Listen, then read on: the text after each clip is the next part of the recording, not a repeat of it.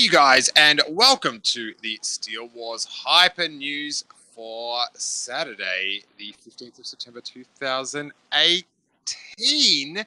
I am sorry about that little bit of a delay. We had some technical issues that, I kid you not, were solved by turning my computer on and off. What an age we live in.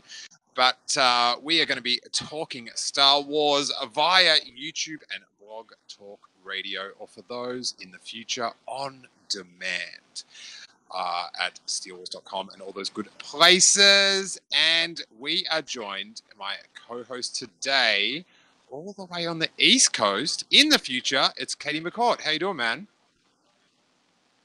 Hey, what's up? I'm sorry, buddy. I am sorry for the delay. I feel quite bad. But what's happening? What's your Star Wars week been like, Katie? Oh my God! So I moved. I moved to Jersey. Finally, it's over. It's gone. I never have to go back. Down to Miami. So I've had a Star Wars week, but it's all under an NDA. So. Oh my God. What can I actually talk about? I'm trying to think. Have you there's literally like nothing. I've just been moving in. Have you caught that Solo digital download? I haven't. No, I totally haven't. I haven't even gotten to that. I need to watch it again though, because I was not the biggest fan of it the first time. So, although you know what, I think through Kasdan's notes, I thought there was a lot I didn't catch in terms of illusions that now I have to go back and watch again. So, yeah, I'm still forming my opinion on it. I'm not sure yet. Yeah, I enjoyed the Kasdan notes, and that's the main thing we'll be going through today. Jon Kasdan, the son of Lawrence, or Larry, as we call him in show business, wrote up a 52-point writer's commentary because, sadly, there is no commentary at all on the Solo Blu-ray, which just bums me out. I'm a sucker for a director's commentary. Where are you on the commentary stakes, Katie? Yeah, they're my favorite. Specifically, slightly off topic, but the best one to date. If you're a Lord of the Rings fan and have never listened to Lord of the Rings commentary with the cast, you must. It's hysterical. But yeah, with Star Wars, I think I love Ryan, but JJ's is phenomenal. I think it really digs into a lot of the parts of The Force Awakens that, he does enough to explain things without, and give, the illusions he was thinking of without, giving, obviously, like, where his thought process is going, of where the story's going to go in the future. And it's really insightful and really well done. And Ryan's is also, like, just the little nuggets of, like, I love, like, trivia information. Like what Kathleen Kennedy suggested, or what this coffin was from a C.S. Lewis, or the odd thing that flew into the supremacy was inspired by C.S. Lewis, like stuff like that. I love. So yeah, getting this from Jon when they don't have a commentary was great. But yeah, I wish they had some kind of audio thing to go on. I do have some inverted commas good news for you. It's maybe not what you hoped, but last night, very late, Jason Ward, Randy Lagudice, and I recorded the quintessential Solo commentary. So I don't know. Normally you get the cast and crew, but they don't like bicker. So do you know what I mean? Well, this is what we're adding. Is in like dislike for each other on air, mocking each other's opinions. So stay tuned for that. That'll be on the Patreon this week. But if you are listening live, and I see lots of people in the YouTube chat, you've got Seth Owen, Robert Harris, the Rural Farm Boy is always in there. We've got Timmy and a bunch of crew. Dan Grievous from Bulgaria is in the house, which is super cool. I met him at Celebration in Orlando. It is amazing, the people, the friends you gather from around the world through Star Wars. But if you want to call in live, if you want to talk solo, if you have got anything, we've had another Resistance clip, which I was very excited about. I'm not sure if you saw this, Katie McCort, but Steve Stanton is going to be playing a character in Resistance. So I was very happy to have Steven Stanton back in a Star Wars IMDb cast list. But if you want to call in, it is 646-668-8360. If you're watching live on YouTube, the number is on the screen right now. And my guest all show is Katie McCort, which is at KMMC Court on Twitter. So you've moved to Miami. Big Willie style method. I did. So I'm by Orlando just in time for Star Wars World. It's land. I don't know what they're calling it. Whatever. Galaxy's Edge. Galaxy's Edge, Katie. Yeah, I know, but is it Star Wars Land or Star Wars World? Star Wars Land. Okay, I mean, theoretically, right? That was the original. That was like the... Well, that's what everyone's going to say. That's what everyone's going to... Do you know what I mean? You can call it whatever you want, but people are going to call it Star Wars Land. And if people are watching live, I'm just raising up my camera here, which it's weird, Katie. The video's on delay, so I do something and then I get the reaction to it like 15 seconds later. It's very strange. It's very strange. But while we wait for some... Actually, we've got Tim on the line. Patreon caller Tim. Let's see what Tim's got on his mind. Are you there, buddy?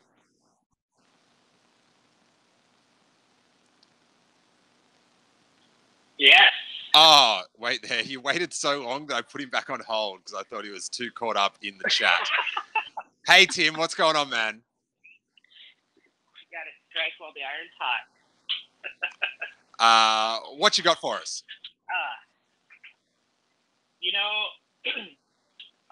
This week, I gotta say the last Star Wars news that I just consumed, that I've kind of been thinking a lot about, is sort of not really Star Wars news, but it's Harrison Ford's speech. I was wondering what you thought about that. His environmental speech. Did you catch that, Katie? Have you been able to check that out yet? I didn't. I'm so sorry, man. You caught me in the move. I read these cats. I have detailed notes. Everything else, I'm like, y'all got to tell me about it. Well, where was his speech given? I have seen a big chunk of it, but I didn't really. Where was it? Where was he giving the speech? It was.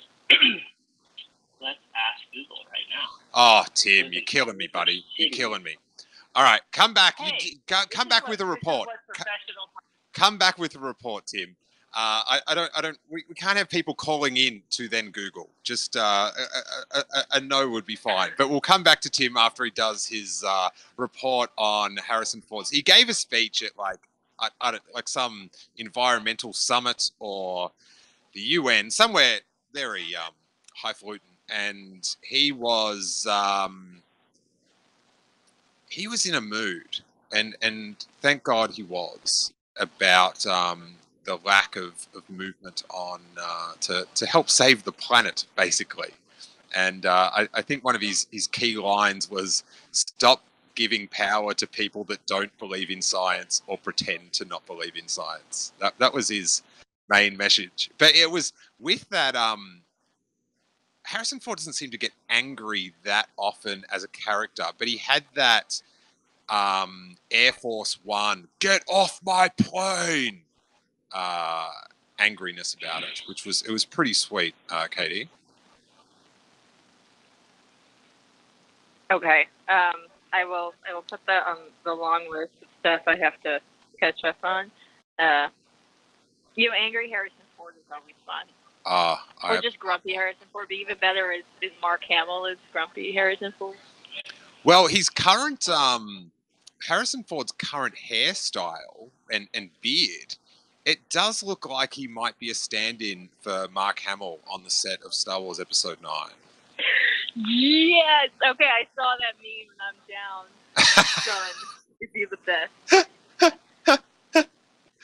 Love it.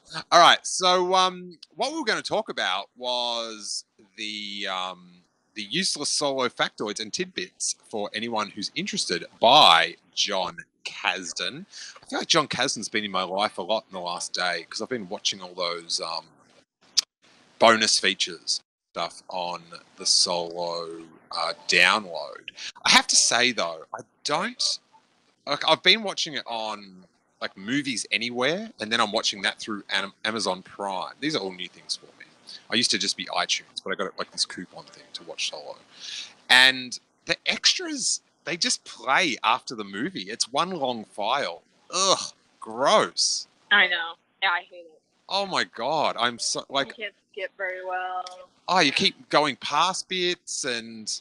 Oh, just horrible. So I'm looking forward to. I got the coupon, which I was very happy about, but I am definitely that is not going to stop me from getting my little disc in a couple of weeks and playing it. So I need chapters. I need buttons that I can press. So we let's get into these solo factoids by Jon Kasdan. And if anyone wants to call in about any of, they don't have to be in order, just one that you found interesting or you want to disagree with or whatever, just hit us on 646-668-8360 at a +1 if you're calling international or on Skype.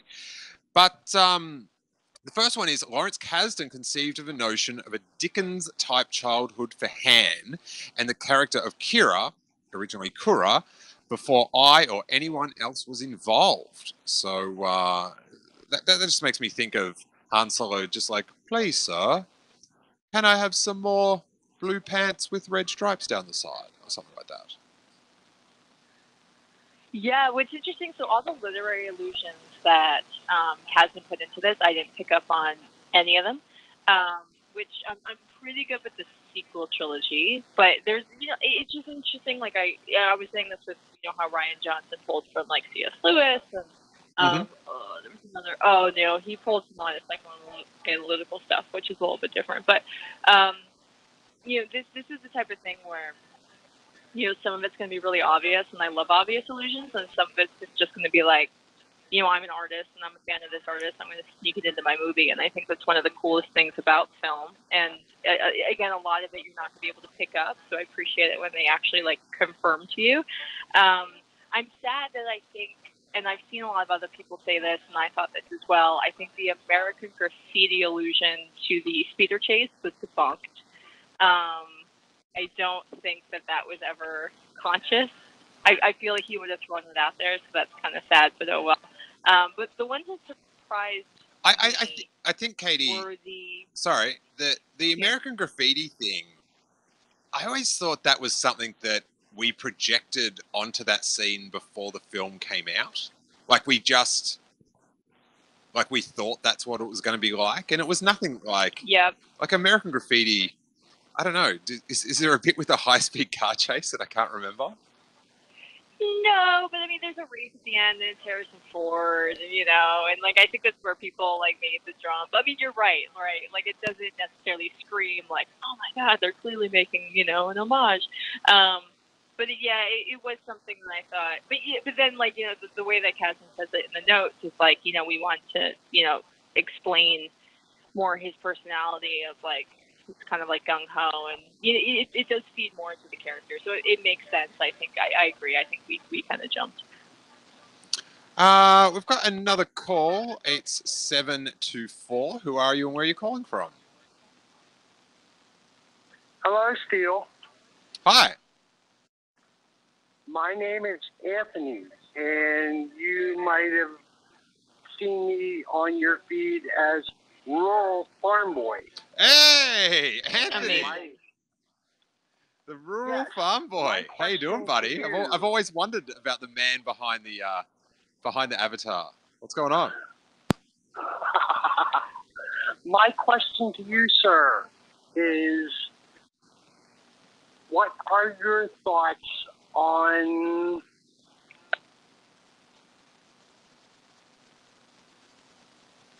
He's gone. We'll never know what he was going to ask.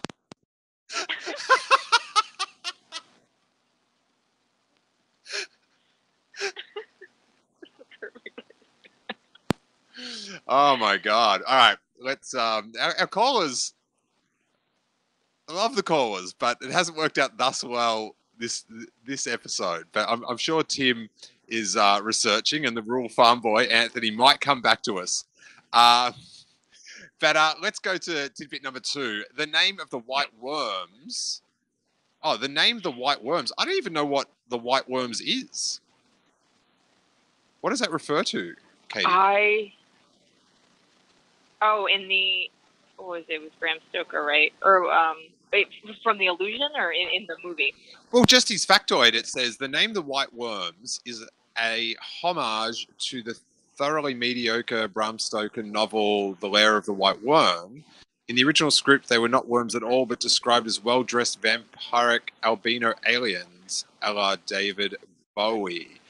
I guess they're talking about Madame or Mother Proxima. It's interesting here. He says once C and P, which Chris Miller and Phil Ward, he gives a lot of shout outs to them in this. Got involved. They became actual worms.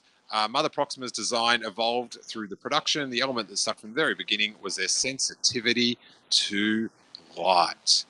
And Seth Owen, who I loved in the OC, says in the chat, "Isn't Proxima the white worm?" Yeah, but it was just weird that he sort of started a conversation midway through with that line. But yeah, I guess that's pretty. I find it interesting. Yeah, I find it interesting how many like horror references were built into this. Mm-hmm. Like I didn't notice any of them. So like he brings up Edgar Allan Poe later, and then obviously this Bram Stoker reference. The Linda Hunt reference, and how he wanted to work her in. And I think it's really interesting. I mean, I've never looked into this, but in terms of how I don't really think of Star Wars as having allusions to horror elements. But if you think of like the quote unquote scariest moments, if you will, of Star Wars, I would personally say it's Han and Carbonite. I mean, just growing up like that was like it's disturbing, right? Wait, when you're 7, it's pretty tough. Yeah, but it's just interesting how, like, Han actually, in terms of the horror element, it actually does usually revolve around this character. So it's interesting how they, I mean, yeah, I guess you could argue, like, Anakin stuff obviously happened to him. Don't want to forget about him. Yeah. Well, you've got the I find a lot of things from it, but what's up? You've got that no scene from Revenge of the Sith, and that's pretty, Frankenstein, where he, the table comes up and it's alive. Yes. Oh, ha, ha, yes. No, you're right. That weird science. Obvious ooh. they have. I've never ever deep dived into horror illusions in Star Wars, and now I really want to, because there are like a decent amount that they threw in. And granted, it's just this like one, kind of like what you're with that worm for like 30 seconds, but I just found that really fascinating. I just never would have pulled out Edgar Allan Poe or Stoker. Yeah. Or Shelley. I mean, just what was going on. That, like, she just reminded me, like, it seems like super dark crystal-y. Like the whole puppet or whatever. Was it a puppet or was it CG? I can't remember now. I've looked at so many pictures of people holding stuff in green suits over the last couple of days. She didn't look totally CG. It was probably the combo. That's usually like their thing. All right, chat room, get to me about that. He says, number 3, I always hoped Linda Hunt would voice Mother Proxima because she had done the haunting opening narration and Edgar Allan Poe quote for the short-lived and criminally underrated Shelley Duvall Showtime series Nightmare Classics, which you can find on YouTube. When I told Linda why I'd thought of her, she had absolutely no recollection of having recorded the narration and disputed it, but it's definitely her. Also, Linda is one of the coolest people you're ever likely to meet. I like it when people try to argue themselves out of a credit. That's not the best show business tip, Katie. Thank you. Thank you. Wait, you said that's a showbiz tip for you? I know.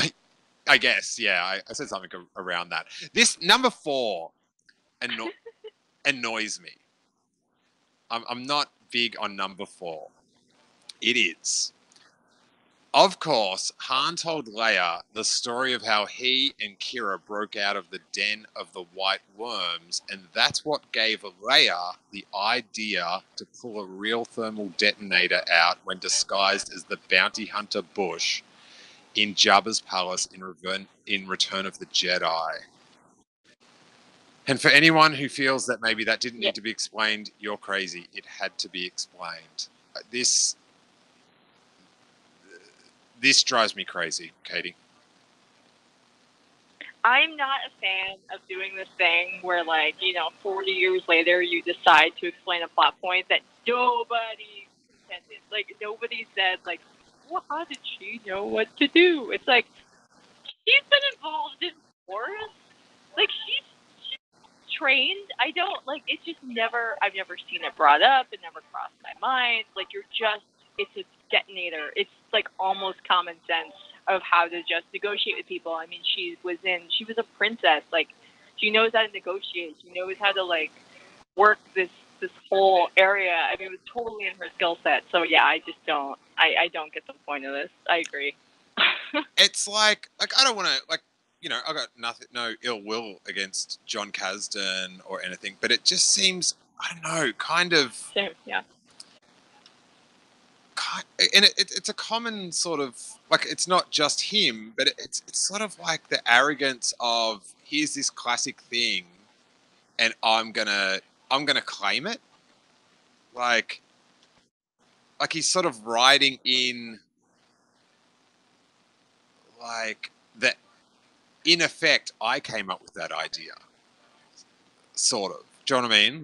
But it's just, it doesn't make sense because, so Han told Leia of the story of he had a rock and then he threw it against the glass to break and let the light in, which, that's a good plan. And then Leia hears that and goes, oh, all right. What if I take a real one? And then what? What's the rest of Han Solo's plan that she's gonna, it seems like it should have been, if it was going to be anything, that someone heard the story of Leia doing it and then did it with a rock hoping it would work. Do you know what I mean? It seems the other way around. Yeah, I also want to know, where these two people had time to exchange childhood stories. Did he just randomly bring it up one night? Or, I know there's some time between A New Hope and Empire Strikes Back, but where would this even have been? She didn't even really like him until, we see it happen on screen. So, did he just, randomly, tell her his whole life story? I mean, I am hypocritical in the sense, if this was George Lucas saying this, I'd say fine. No, so that's why I would be evenly annoyed. All that stuff. Okay, fair. All that stuff, but I just, it's just, and it's needless. I remember seeing, there was a Star Wars tweet about how apparently C-3PO shut down in Ben Kenobi's hut because he'd seen the lightsaber of Anakin Skywalker and he didn't want to reveal anything, and it was in his program to shut down. And it's no. He just needed to recharge. That's fine. You don't it's this battle to clever it up. Look what I did. And you've got, the Lando suit, the skiff guard suit. You've got that, that callback. There's, it's so littered with callbacks and, which many of them are super enjoyable. But this one just, I smell a rat, you guys. I smell a rat with that one. Because this isn't even a callback. It's hey, we're going to unnecessarily explain this plot point. The thing with Lando suit is cool. I appreciate that kind of stuff. In terms of if you're going to interconnect movies, that's the way to do it, in my opinion.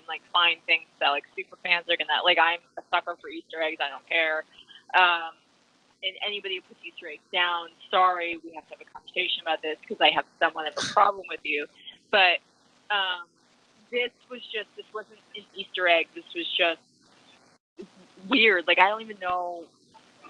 They just sat around the table and decided that this needed to be explained. And I just, again, and like, this is why I say, like, if it came from George, I'd say fine. But to me, it's like people picking apart what he created and saying, hey, how can we, make this? I mean, the thing with the Death Star and what they did with Rogue One was cool. I will, like, that's fine. In terms of, what Galen Erso did with, implementing that hole into the Death Star. Like, that's cool, but that was a big thing, right? Like, everybody asked, like, really? They just built that in there? Nobody asked about this. It's just dumb. And just, like, out of respect for Princess Leia, it's like she can't come up with her own plans. Like, she has to, like, copy one of the worst plans of all time. It's just, Was it you who said on a former podcast that you would love a book on Lando and, like, that whole plan to get into Jabba's palace? I don't know if I want to. Yeah, I don't know if I ever asked for a book. Maybe, but we have on YouTube. There's a video that me and Nathan Hamill did, trying to decipher what the actual plan was, and I do know that Mark Hamill saw it, had no idea what the plan was, but thought it was mildly amusing. So it's better than nothing. That's better than nothing, you guys. So I'm trying to. So number 4, the thermal detonator one. That is something I'm going to try to forget in my Star Wars life, so I can. There's this. I was watching it yesterday solo, and I took a video of one scene where I think it's Beckett negotiating with Lando to get an extra 5% off his take to unchain the Falcon, and Lando says 2 things. He goes, "I don't like it," something else, "but I accept it," or something like that. And it's sort of, I feel like that's good advice for Star Wars fans. You don't have to like it, but just accept it and move on. Do you know what I mean? And that's what I'm going to try to do. You're being so optimistic, but I appreciate it. Number 5, in early drafts of the script, there was no speeder chase. This was something C and P, who's Chris Miller and Phil Lord, conceived, and C and P and Ron Howard executed, in my opinion, beautifully. We all felt we needed to see Han's skill behind the yoke, and it could pay off later in the Kessel Run. Lawrence Kasdan was much more focused on the Dickinson element and was more passionate about the foot chase and the deleted eel barrel scene, which is included in the extras.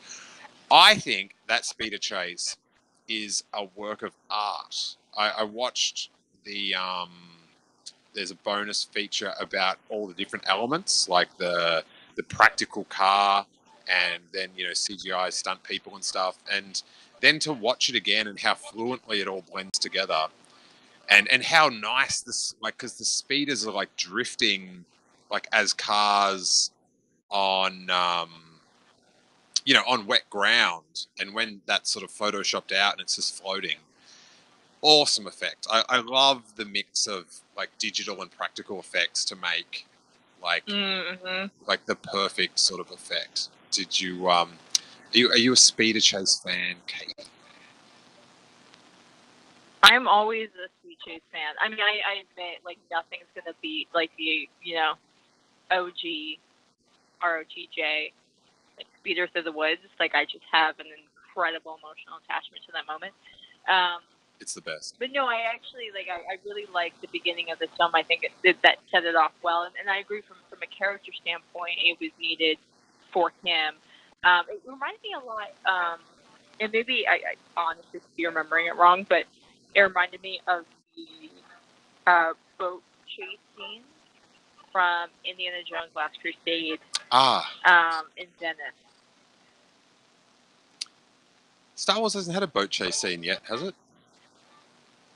Got any water chases? It has not, but I think a speeder is going to be the closest thing we get. That's a good question, though. Yo, somebody give us a boat chase scene. Yeah. You know, for all the, I know every Star Wars director is listening to this, and every person writing a Star Wars book is listening to this. So, like, yo, somebody give me a boat chase scene. Do they have boats? Yeah, on Naboo. They had a couple boats on Naboo. Like, do they have anything equivalent to a boat? Yeah, Naboo had tons of them. They were paddling around, having romantic looks at each other. Da-da-da, da-da-da, da-da-da. Yeah, okay. Make them go. I want to chase between that. Yeah, it's interesting. You know, they had to show, which is wise, to show the hero's skill before he has to use it in the bulk of the movie. So Han Solo, they showed him, you know, piloting the speeder. So I guess, like, you know, in The Force Awakens, before Rey got a lightsaber, they should have shown her like fighting with maybe like a staff or something to show that she had like combat skills. Like, if only they put that in, Katie. If only they had put that in. Yeah, I mean, you don't want to go down my laundry list of if only if they put that in, but that's why we don't write it. Like, this is the thing, right, with something you're so connected with, like, you just, whatever, it's just like fan fiction exists. It's totally fine. Oh, no, I'm being totally sarcastic. They do show her fighting with a stick. Wow, really? See, do they really show, wait, really? Katie, you are slipping, young lady. I am so slipping. I've had a busy week. On Jakku, when Finn's drinking the dirty water, she beats up two people trying to steal BB-8. Oh my God, we switched over to The Force Awakens. Okay, yes, of course I know that. I've seen that movie way too many times. Okay, but here's the thing. No, you know what? No, do not get me on the sequel trilogy because then we have to go into like how she doesn't have a double-bladed lightsaber in 9. I'm going to be pissed. Sorry, I thought we were talking about Kira. No, let's not touch the sequel trilogy with me because we are going to get on a tangent and a half. Oh, wait, I have to poke this bear. I want just classic lightsaber, thanks. No, none of this double length dribble. Gimmicks.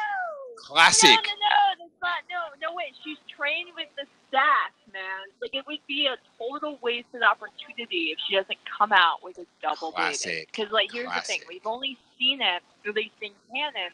I mean, granted, Bastila had it in Legends, but at least in canon, we've only seen it with, like, Darksiders, right?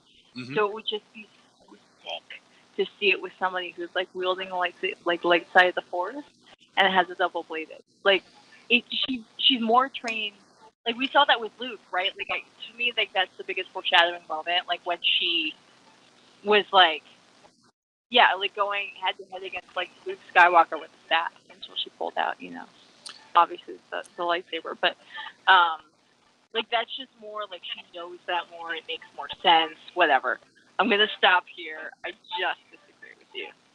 I'm going to jump ahead because I realize we're not going to fit in all these points. No, there are so many. Like, I have highlights of which ones I actually thought were, like, really cool, and the rest of them are pretty trivial. You drop one that you want to discuss. Okay, so the number one thing for me was getting confirmation that Val was originally written to die in the beginning, which I'm really surprised. So I honestly thought that. Give me. Is this number 17? Script. Oh man, I like did this old school on paper, so I was just like jotting down things. It was the thing with like Val. It was saying how Val was probably wasted on, or I'm sorry. Oh, okay, yeah. So Andy Newton's talent was probably like too much for that limited of a character. And I honestly thought that she made it through the whole movie in the original Lord and Miller script, and then that whole car chase, that's how much I'm talking about. Like the you know, quote unquote train, you know, heist, if you will, happened at the end in the original script, but it was always meant to be right there, and that boggles my mind. Like, I really thought that, because it seems so segmented. This is one of my like first issues with the film, was how out of place that scene feels. Just in terms of like the way that Beckett's reaction is to it, and I know that's setting up his character, but and you know what, granted, maybe I should rewatch it. I've seen it twice, but it just feels, because you're introducing so many characters and you immediately kill them off, and it's just just feels a little awkward. Yes. And it's not just Candy's character; it's also the cool monkey guy. And he's the best. Yeah, he's the best. honestly would have bet money that scene was supposed to be at the end, and the fact that it was always supposed to be there is so interesting. Yeah, so number 17 it was. In retrospect, Thandie Newton may have been too good and too interesting as Val. It was always in the design of the story that Beckett would lose his trusted crew members during the Convex job gone wrong and forced to rely on the newbies, which is, I think, you know, a good sort of, I don't know what you call it, a movement forward in the script and to make a new crew. But it was so, like, Thandie Newton's character, you know, being a person of color that's a lady in like a leading role in a Star Wars film is, you know, so special. And then I think to then pull the rug out from people that were really hyped up about that, and it meant a lot too in the first 25 minutes. You know, I can, you know, definitely, like, I see the story, like, reasoning for it, but it's, you know, I still, for people that are bummed out about it, I can definitely, like, see where they're coming from. Han and Chewie, and this would also open the door for Lando Queer and L3 to join the crew. Well, L3 was already in the crew, I think. Oh no, L3 was with Lando, sorry. I am corrected. But Thandie is so compelling to watch, and that death of her character feels like a little cheat. It's an odd and unexpected problem that comes with working with such amazing, compelling actors in the Star Wars universe. You just want more of them. Yeah, R.I.P. Rio Durant. But Thandie Newton, like, do you watch Westworld, Katie? Because she kills it in it. Amazing. Yeah, I think it's just weird because, like, and I'm sure this audition happened before Westworld, but, like, if you were keeping up with Westworld and then you saw this, you really expected her to have, like, a bigger role, and she obviously didn't. And I think, and again, I think this is pre-Westworld, and it was just jarring. And I mean, and not just because she's so talented, but also because, like, she was the first Black woman in a Star Wars movie. It was just really, and also, like, I'm really done with, like, the character writing of, like, I know, you know, it was so weird because, like, Beckett didn't even react. Like, he had just lost this woman who he was clearly close with. Like, his reaction was weird. It just seems like they spliced two different movies together, and apparently they didn't. I mean, obviously we don't have the full story. Like, we don't exactly know. Like, as you were mentioning before, like, Lord and Miller showed up a lot in Kasdan's notes, and honestly, I thought that they, like, her age, like, they showed up much less. And so I really want to know. It's interesting how much of, like, their ideas they kept, but I wonder how much of their execution they really kept. And seeing as they didn't credit them and they didn't legally have to credit them, I'm still a little bit confused on where RH really switched everything around. Yeah, I am under the assumption that everything on location was filmed by Lord and Miller. Okay, interesting. Yeah. Oh yeah, because we got, like, no set pics from Ron Howard, right? And in terms of, like, the on location stuff, like, he was just. Yeah. What studio did they shoot in? Was it Pinewood? Yeah, I think it was Pinewood, somewhere in London. I don't know. Where there's good fish and chips, unlike America. Because I know, like, where they filmed. Oh man, I'm not good with the planets of Han Solo, but the end planet where the refinery is, that was Lord and Miller. They did not go back to refilm any of that stuff. So, you know, but some of that stuff would have been, like maybe in the tent or whatever would have also been in like at Pinewood as well, possibly. But all that sort of location shooting seemed to be them. Hey, if anyone's got a point they want to discuss, they can, of course, call in on 646-668-8360. We've got about 20 minutes left on the Blog Talk Radio airtime. So what other ones did you have of interest there, Katie? So I had like two big other ones, or no, three, I guess. So, so my favorite scene, and again, I really need to rewatch it, but I'm big into any kind of like, not illusions, but just any kind of exploration or like deeper dive into what the Empire is like militaristically. Like that's, I've written the most on that. I've talked the most on that. I think that's a really interesting subject. So I really love the scene on Minbin, which Jon talks about, and of course it's inspired by Kubrick. And I'm so surprised I didn't put the pieces together on that one. It does slightly feel like a different film, and I've heard other people say this. And even after Rogue One, I mean, it's still a very, I don't know if gritty is the right word. No, it is. It's the best. Coloring's different. It's the best battle scene. It is the most like, oh my, like, it's like, because you know how like on Earth war sucks, right? That it'd be horrible. Like, I did paintball once, and the moment the game became live, I was instantly just like, I could never be in the army. This is too gnarly. I'm having a nervous breakdown. But this was sort of the first time it sort of showed that, like, Star Wars suck.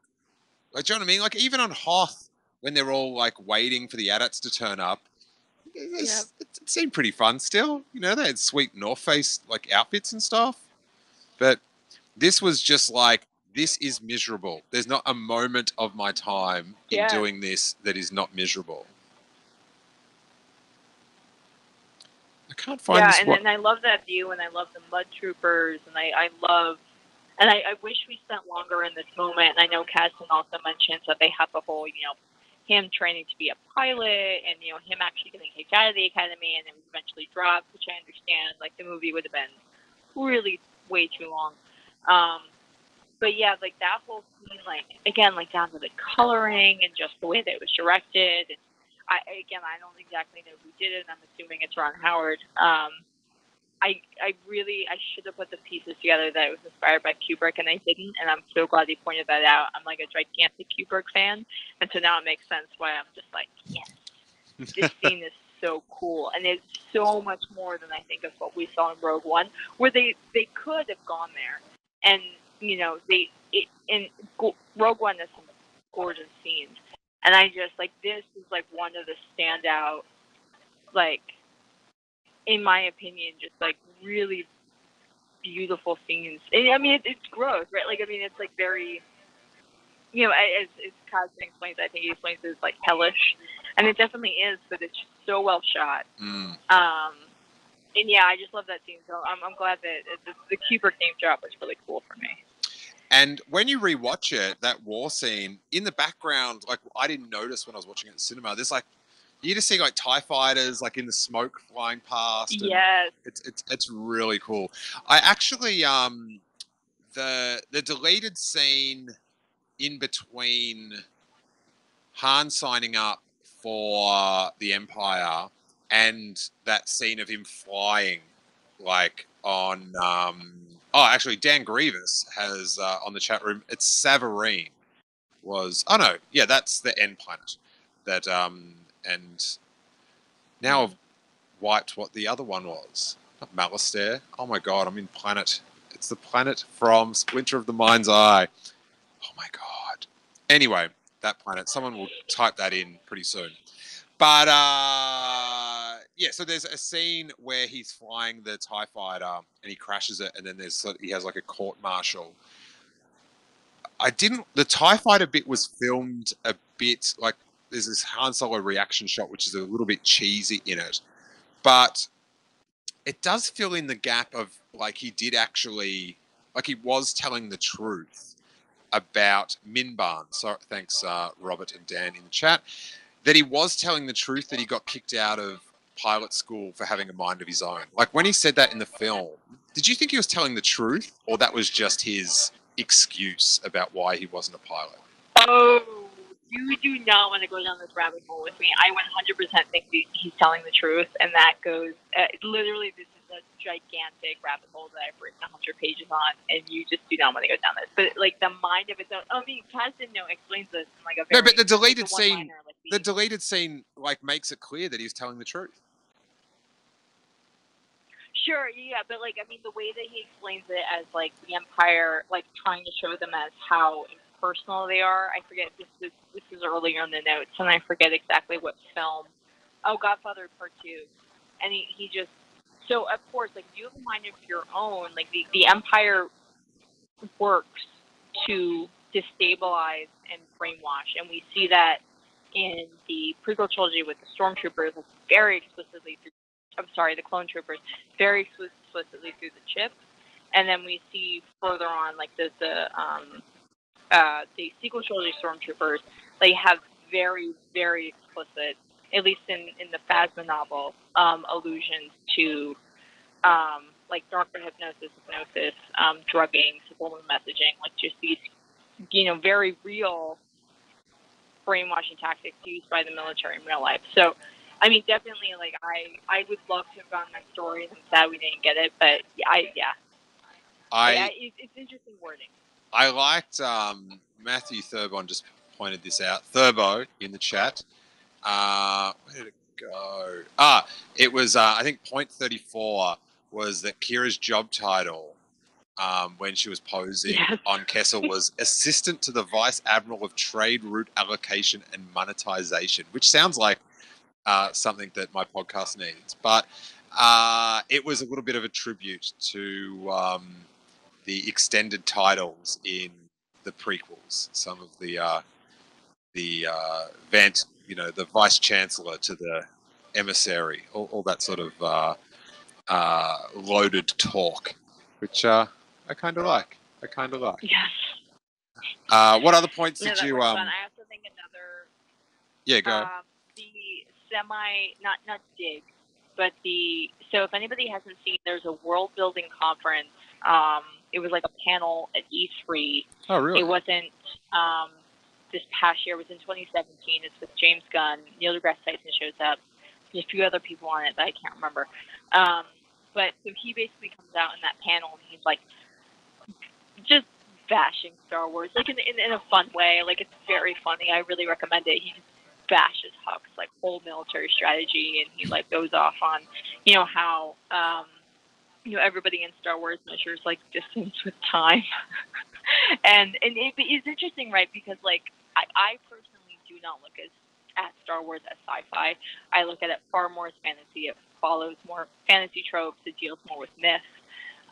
So the way that Kasdan describes, like he name drops Neil deGrasse Tyson. He says like, with the Maelstrom and how to make the Kessel Run work. He's like, well, Neil deGrasse Tyson would be happy with this, which I just found hysterical. Again, look up. It's like world building. Conference. So that's 2017. That so was funny. Point 32, the Maelstrom. This is another idea that struck from the first draft, trying to solve the problem of how to make the Kessel Run visually exciting, inventive, and at least somewhat logical, weighed heavily on all of us throughout the process. Also, you had to compete with 40 years of imagination. But it was something that we discussed endlessly, and we knew would never satisfy anyone everyone, and specifically never satisfy Neil deGrasse Tyson. We wanted a Jules Verne flavor, and we loved the idea of a storm in space, what it might look like.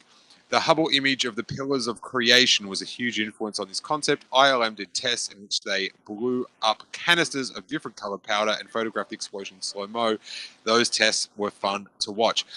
Hey, I, doing the commentary last night, picked up on my issue with the Kessel Run. It's the bit between the TIE fighter chase and then the creature where it's all calm again. Like, that bit seems to go for half an hour. I think it's like 20 seconds, but it ruins the pace for me. It's just... I agree. Because... Yeah, I remember watching it, and I was just like... you know what? To be honest, I'm gonna admit this. The first time I watched it, I didn't even realize they were like totally on the Kessel Run. and then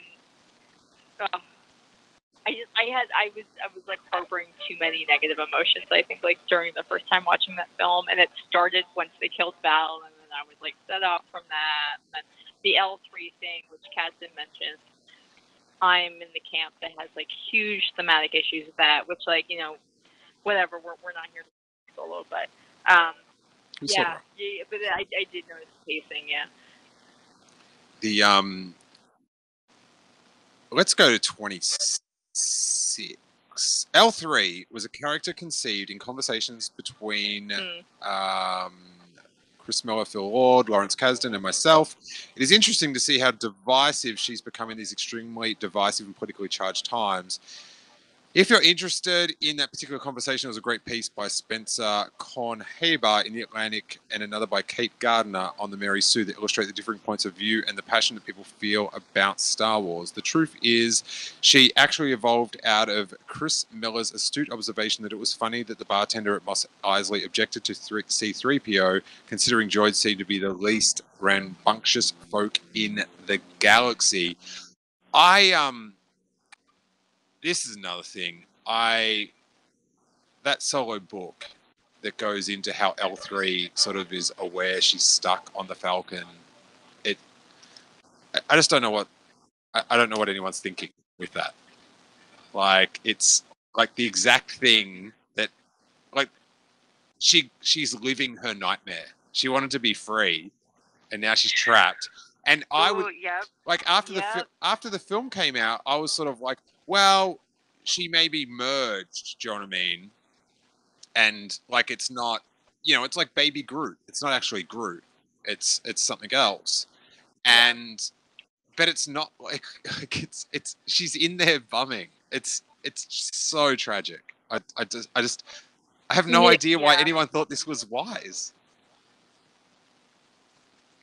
Yeah, I mean, again, like this is a wormhole you don't want to go down with me, but like because free will in Star Wars in general, like in any context, I think it's the most interesting thing about Star Wars. But and in that capacity, I'm glad that they included it. And in Last Shot, it's really well explained, and it's really well portrayed. But the way that they explained L3 and like what she was about through comedy, while like at the same time like Chewie was dealing with his family, and that like it was just so and I know what political thing Cass is talking about, because I've seen some people come at me and say like oh, they were shutting down like the buzzword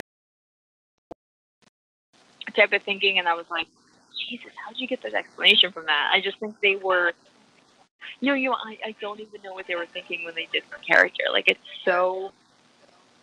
I mean, if the C-3PO is it, like, I just feel like that's not... The weird thing about... It's such a huge theme to the whole film. Like, MC Sense brings it back up. Like, free will, like, in general, in Star Wars, is just such a captivating, incredible theme. And, like, the way that they handle it with L3 was just so disappointing, because it could have been so great. And so, yeah, just like drawing it back to a C-3PO reference was like... The thing about people that didn't like her because she was an SJW and how it was pushing a message or whatever. But the thing about her was everyone didn't like her. Like John, like everyone was annoyed every time she'd go on about that stuff, especially Lando. So it wasn't. Yes.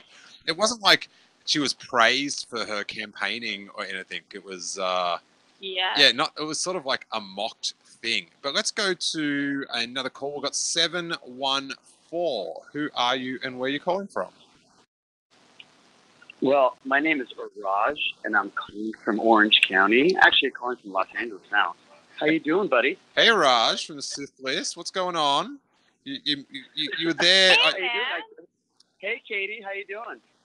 I'm great. I was just podcasting with Raj last night, so this is a daily we had thing. A great time. I just flipped up my laptop and I see that Steele is hyper chatting or hyper newsing it up. So I wanted to say hello, and I also wanted to say how great the new setup looks, buddy. Thanks. We're getting there. Great. We're getting there.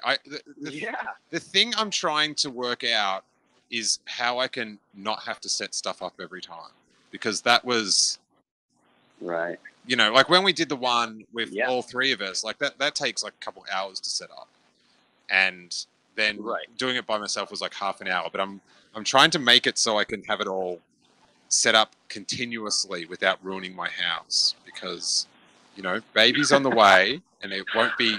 I've got to Right. limit my setup time. It's got to be 100% content. It's got to be 100% content. Hey, Araj, did you check out this Jon Kasdan the notes that he did? Well, this is the first I've heard of it, so I just briefly skimmed through a bunch of them. But I think number 41 caught my eye. Well, I don't know if you guys talked about that already, but number 41 caught my eye more than any other one. Which was, I think it's about him. Think of it if it works or not. Oh, does the movie work? Okay. Does the movie work? Mm. I'm not the best person to ask, but here's what I think does work. The moment when Han jumps into the pilot seat of the Falcon for the first time, I have to agree. It's directed beautifully. Alden nails every movement and look, and unless you're actively resisting it, which I think is a very astute use of wording there. John Powell's perfect cue will make your heart swell. That moment is as good as this movie gets, in my opinion. And you will not be getting challenged from me. There was a few Han Solo movements. Like I think Alden I think he kills it in this film. We never, like, once the film came out, we sort of, I think we were so worried about how he was going to perform as Han Solo that he came through with the goods. Right. I don't think he got his due props for considering how worried we were beforehand, because, you know, it is a tough shoe to fill. Hey, Araj, we've got about 3 minutes left, so I will let you go, but I will talk to you soon, my man. Absolutely, guys. Have a good one. Great job, guys. Bye, Katie. Bye, dude. Cheers, Araj. And make sure you check out the Sith List, talking Star Wars and all things. Yeah, he's the best. Like, literally one of the nicest people I've ever met besides Steele. I was going to say, Who's also one of the we need a big asterisk at the end of that sentence. If you are watching on YouTube, please drop us in the comments your favorite or least favorite of Jon Kasdan's points. And while you're there, give it a thumbs up, hit subscribe, and a little bell so you know when we're doing this again. Can I just like fit in really, really quick? Sorry. Of course. So, sorry, when Kasdan says, I like to think Han's father is still out there drinking himself to death, that's very heavy, and that I have to think about that one. But anyway, sorry. Go on.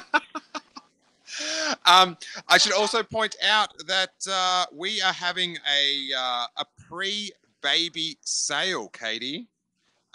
It is, if you use code BABY at merchostore.com, which is where all the Steele Wars merch is. It's always linked through all the media. And on the webpage, you get 33% off T-shirts and stickers. So 90 seconds. I own a lot of it. Buy it. Yeah, you are. I've packed a couple of Katie McCort. You get comments on the street. Yeah. So I think the teas work out to about $14.50 with the discount. So just put in coupon code BABY, and I can free some room out of the cupboard for the many things that are involved. Katie, where can the good people of the internet track you down? 60 So I'm seconds. on Twitter at KMMCCORT. It's called Instagram. Name. Yeah, it's pretty much. I don't do the Facebook. It's not my jam. Facebook is just the only good thing about Facebook for me is the Steele Wars, Star Wars listener safe haven, which is our little group, which is Oh, is that Facebook? I was wondering where that was. Yeah, no, man, it's accessible for both information on the whole, so I just stay away. I just go on to visit the group, and that's really good. Thank you guys so much. We are down to the last 20 seconds. Make sure you check out the latest couple of issues or episodes of the Steele Wars podcast covering social media in Star Wars with some very insightful interviews. Thank you, Katie. Thank you, Patreon supporters. Thank you, chat room people. Thank you, listeners. Thank you, viewers. May that force be with you. Oh my God, we never found out what Royal Farm Boy was going to say.